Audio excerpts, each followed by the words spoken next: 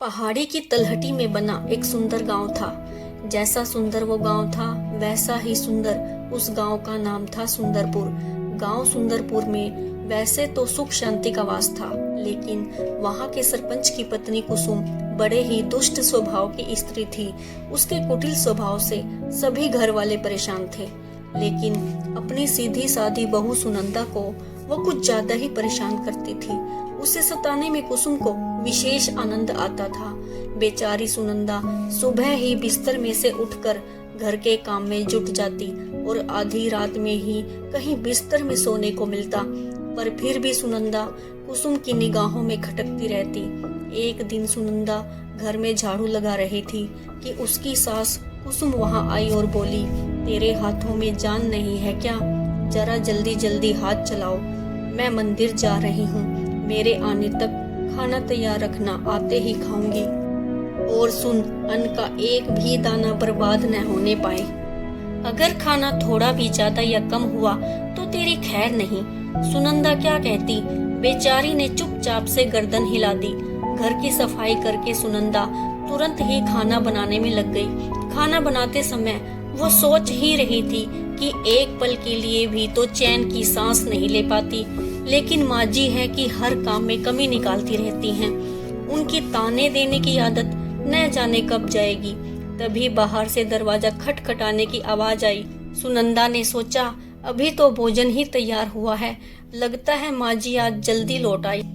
उसने उठकर दरवाजा खोला तो देखा कि दरवाजे पर एक सन्यासी खड़े थे। वो बोले, बेटी तेरा सुहाग अमर रहे, बाबा को कुछ भोजन करा दो। सुनंदा बहुत ही सुशील तथा संस्कारी स्त्री थी। उसने सोचा कि साधु बाबा को भोजन तो करा दूं, पर कहीं अगर उसकी सास कुसुम आ गई तो उसकी खैर नहीं। कुछ देर सोच विचार करने के बाद उसने सन्यासी को भोजन के लिए अंदर बुलाया। उसके मन में पुकार उठी, सास से डरना कैसा, मैं तो अपने हिस्से का भोजन दे रही हूँ। वो साधु को अंदर ले गई और उसे आदर पूर्वक भोजन कराने लगी। अभी साधु भोजन कर ही रहा था कि सुनंदा की सास कुसुम वहां आ गई। साधु को अंदर बैठे खाना खाते देख उसका पारा 7वें आसमान पर चढ़ गया। अच्छा, तो मेरे घर से बाहर जाते ही तुम लोगों को बुलाकर खाना खिलाने लगती हो। मैं तो एक एक पाई जोड़ती फिरती हूँ और तुम घर लुटाने में लगी हुई हो। कुसुम चिल्लाते हुए बोली, यहाँ कोई भंडारा या लंगर नहीं चल रहा, उठ भिखमंगे और बाहर निकल। सुनंदा ने सास को रोकने की चेष्टा की, लेकिन उस दुष्ट स्त्री ने सन्यासी को धक्के मारकर घर से बाहर निकाल दिया। अब उसका क्रोध सुनंदा पर टूटने लगा। तुझसे कहा था कि अन्न का एक भी दाना बर्बाद मत करना, और तू लंगर लगाकर बैठी है। सुनंदा डरते डरते बोली, मैंने उसे अपने हिस्से का भोजन दिया था, इसमें इतना भला बुरा कहने की क्या बात है? आखिर अतिथि तो भगवान का रूप होता है। अतिथि का सम्मान तो हर किसी को करना चाहिए। काफी देर तक सास बहू की तकरार चलती रही। अंत में उस कुटिल सास ने सुनंदा को घर से बाहर निकाल दिया। वो बेचारी रोती बिलखती और दरवाजा पीटती ही रह गई, लेकिन कुसुम तो जैसे पत्थर बन गई थी। उसका दिल न पसीजा। अब सुनंदा के पास बस एक ही रास्ता था कि अपने मायके चली जाए।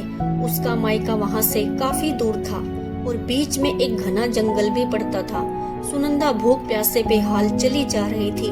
अचानक से बादल गरजने लगे और तेज बारिश होने लगी।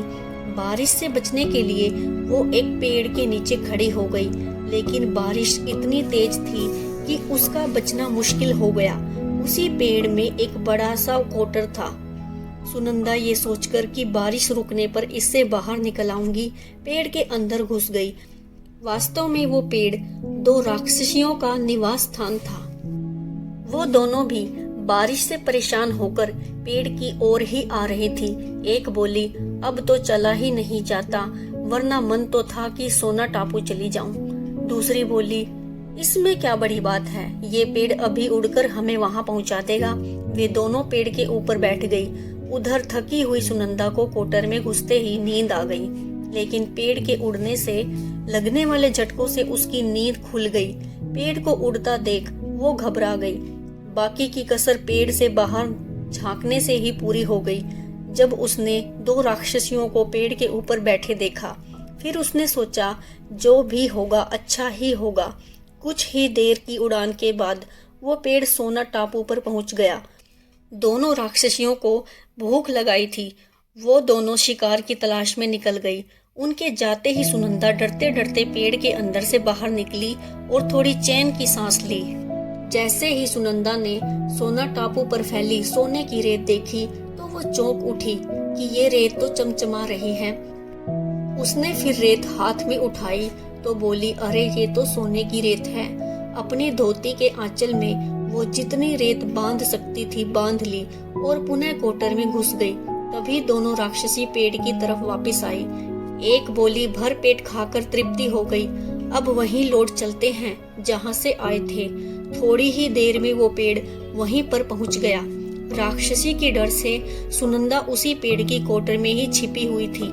जब वो राक्षसियां किसी काम से बाहर गई तब वो पेड़ से बाहर निकल आई और घर की तरफ चल दी। वो सोच रही थी कि माँ जी इतना सोना देखकर खुशी से पागल हो जाएंगी और उनके सभी गिले शिकवे दूर हो जाएंगे। घर के द्वार पर पहुंचकर सुनंदा बोली, देखो माँ जी मैं क्या लाई हूँ।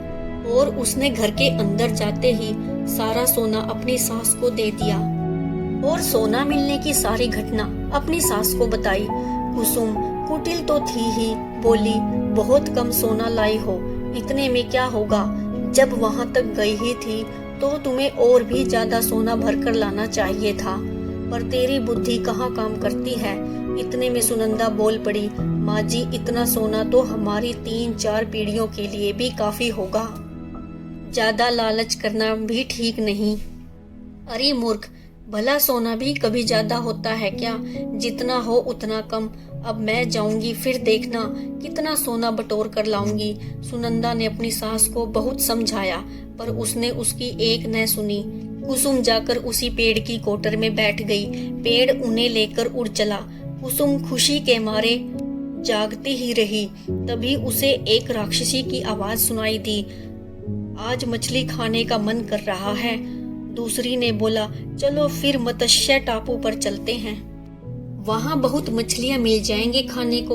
उनकी बातें सुनकर कुसुम अपने आप पर काबू न रख पाई और बोल पड़ी, अरे तुम सोना टापू क्यों नहीं जा रही।